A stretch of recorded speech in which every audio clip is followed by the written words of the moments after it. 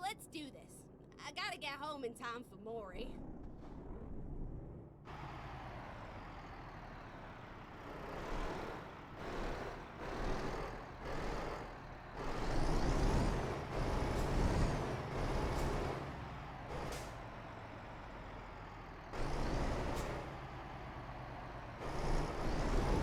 Turn left.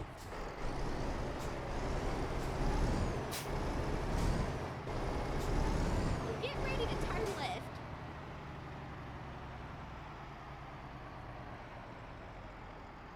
Turn left.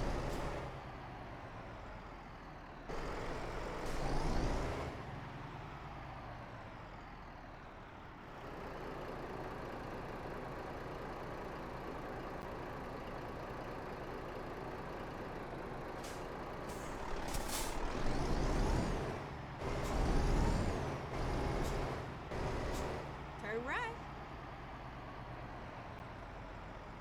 Finally, we're here. It took your damn time.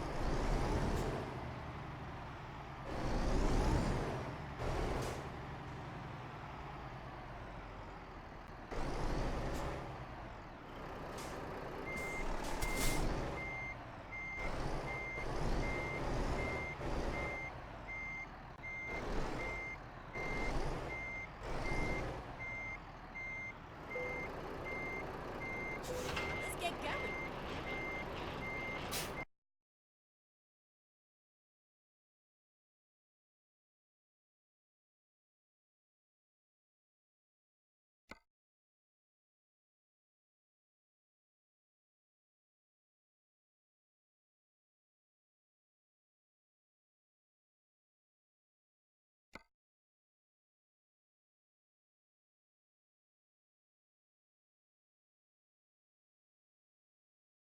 Let's do this. I gotta get home in time for Maury.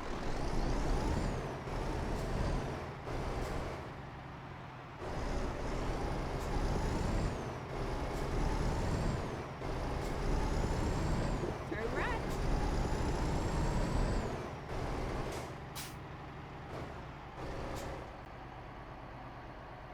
At the roundabout, take the first exit. Exit now.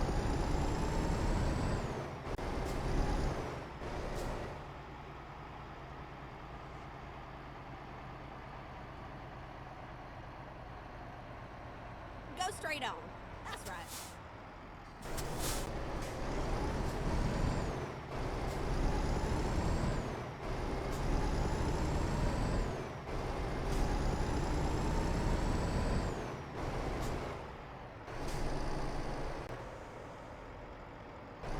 Keep left. And then turn left.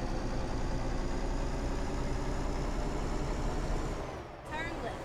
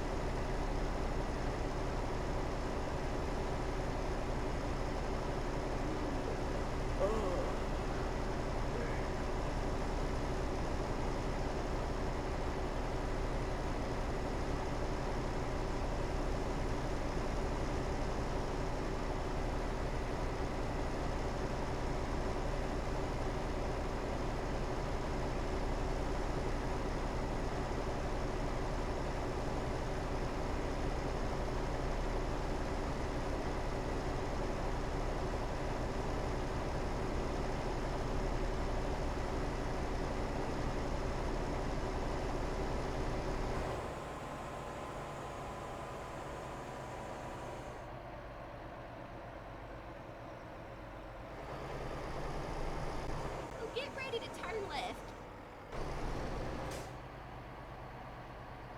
Typically, we think of hardware and software as separate entities that work together to provide us with the computing experience that we know and tolerate. Hardware is the tangible stuff you can touch, like a keyboard or a hard drive, while software is the lines of code that tell the computer to make games, tweets, and CD doings actually appear on your screen. But you may have also heard the word firmware tossed around a fair bit. So what is that? Is it something you buy to show off your buns of steel after spending enough time at the gym?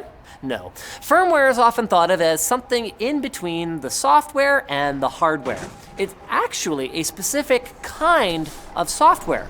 But unlike your operating system or any other kind of program, it does not typically sit on a hard drive or an SSD. Instead, firmware can usually be found on dedicated memory chips, and it's that fact combined with that it sits very close to the metal that leads people to think of it as kind of like a hardware-software hybrid unit. But then, what does close to the metal mean exactly? Well, the code that makes up firmware communicates very directly with your hardware, unlike a regular program which has to go through APIs, the operating system, and device drivers. And the reason for this is that it's meant to provide a fundamental, basic link and method of control for the system's hardware.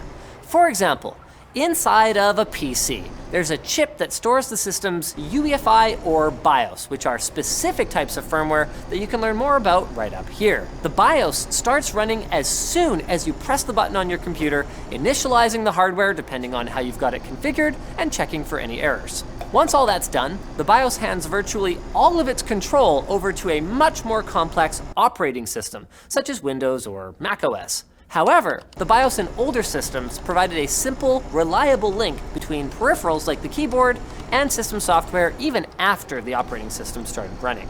Other types of firmware take a much more active role in how a system functions. Your desktop monitor has to decode the digital signal that's sent over an HDMI or DisplayPort cable to create the image that you see, which requires processing.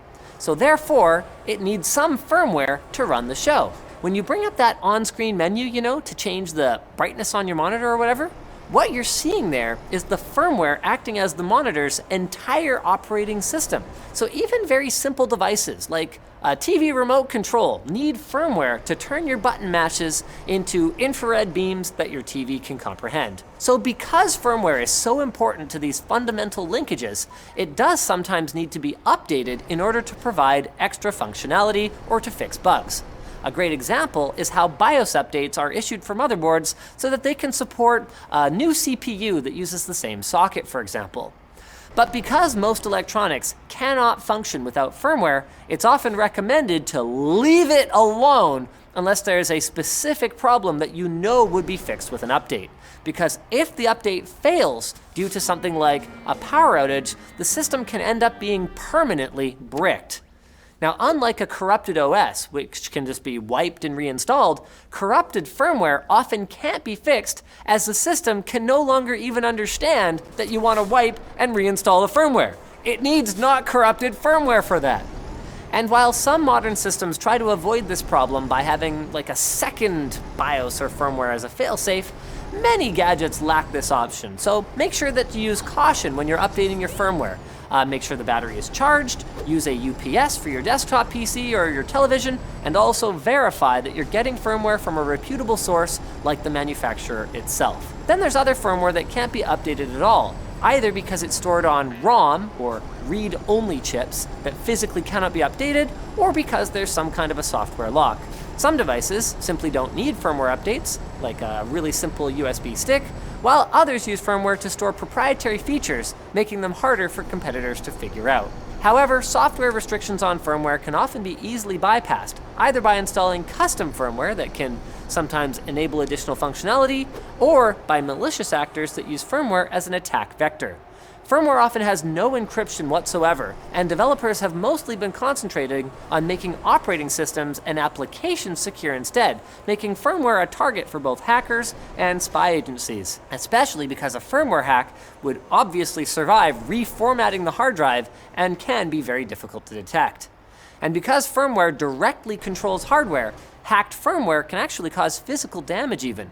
There was a proof of concept done a few years ago where a researcher hacked the firmware of an Apple MacBook battery to cause it to overcharge and permanently break. Hopefully, no one will be able to figure out how to hack the firmware of the smart pizza cutter I just bought. Can you imagine? I can't. I have no idea where we were going with this. Oh, I was going to our sponsor, FreshBooks. FreshBooks is the small business accounting software that's custom built for how you want to work. It's a simple way to be more productive, more organized, and of course, to get paid faster. With FreshBooks, you can create and send professional-looking invoices in less than 30 seconds. You can set up online payments with just a couple of clicks to get paid up to 4 days faster. You can see when your client has first viewed your invoice to put an end to the guessing games and the back and forth. And you don't have to take my word for it. Go try it out for free for 30 days at freshbooks.com/techquickie. Just make sure you enter TechQuickie in the How Did You Hear About Us section. So thanks for watching, guys. Like, dislike, check out our other videos, and leave a comment with a suggestion for a future Fast as possible. We would love to cover it for you so that when you're subscribed, make sure you do that too, you will see it.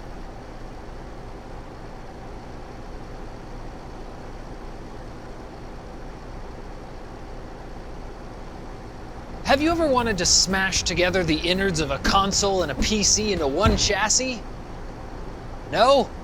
Me neither. But despite the fact that no one was really asking for this, Origin PC and Corsair went ahead and did it anyway. The Big O is now a real product that people can buy today. But instead of the 4-system behemoth that Origin sent to Unbox Therapy last year, this version combines a gaming PC with either a PS4 Pro or an Xbox One S starting at $2,500. And while I was just making fun of the idea, the way that they built this thing is actually kind of cool. And the more I thought about it, the more I could see someone actually wanting this thing. And if you want to remotely manage your devices, you should check out our sponsor.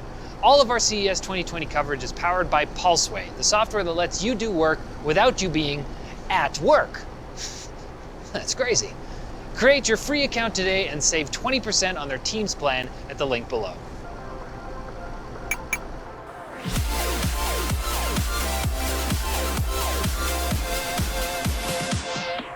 So Origin actually showed off the original Big O back in 2010 that featured a gaming PC paired with a liquid-cooled Xbox 360 Slim. But the one they sent to Lou had a PS4, Xbox One, Nintendo Switch, and a gaming PC all in one giant Mondo case.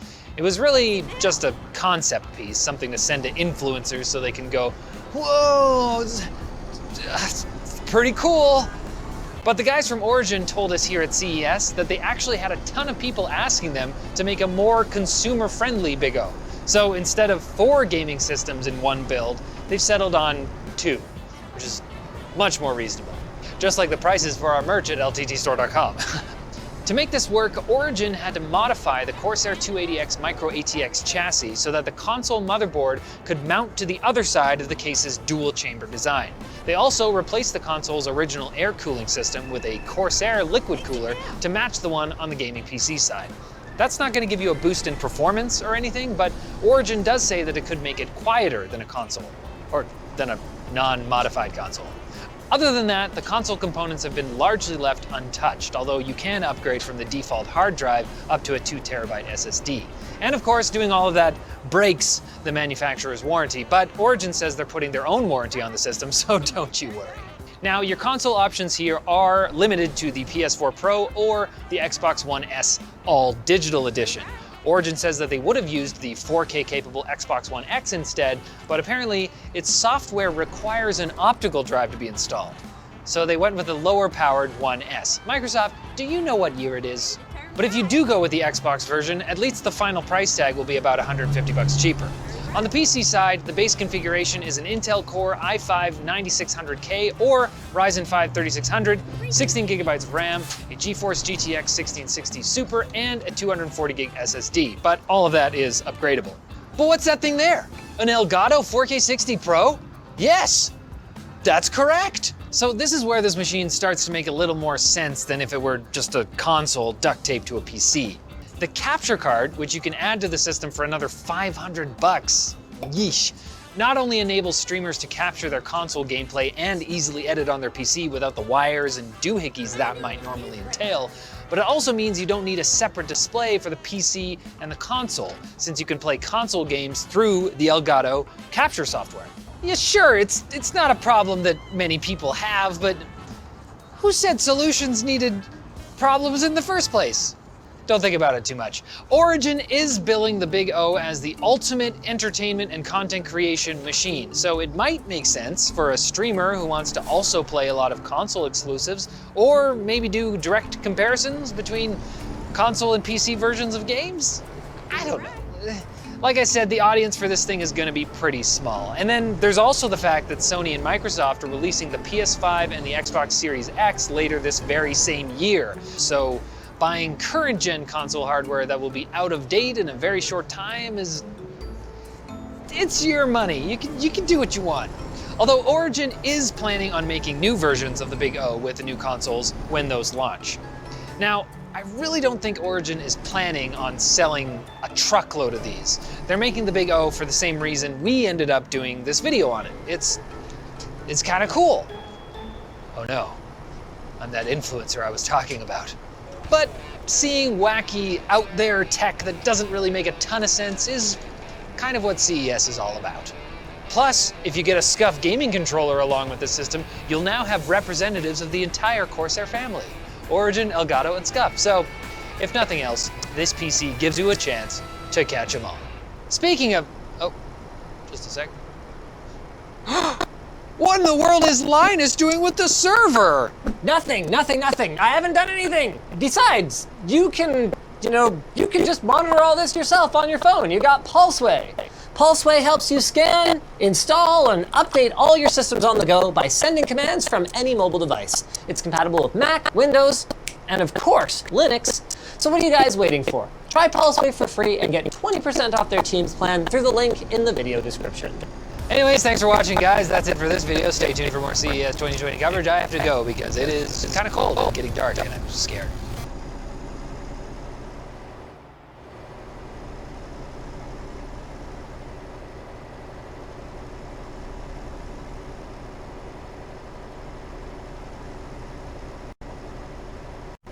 There we go. Okay. Welcome, ladies and gentlemen, to the WAN Show. I was late because I was gaming in VR. That's it. That's it. That's the only excuse I have. That's it. That's all. But I was actually making a video about gaming in VR, and it's really cool. So, do you know about the latest updates to the Oculus? Okay, you know what? We'll talk about it later. Yeah. The Oculus Quest is even cooler now. We got subjects. Yeah, we got them topics. Those titles. Apple, rumored to be working on a $5,000 gaming machine. Necessary. California's new data and privacy rights go into effect.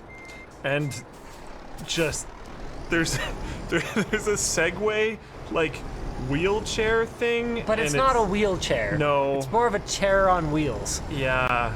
if that Looks makes sense. like a throne on wheels. What else we got?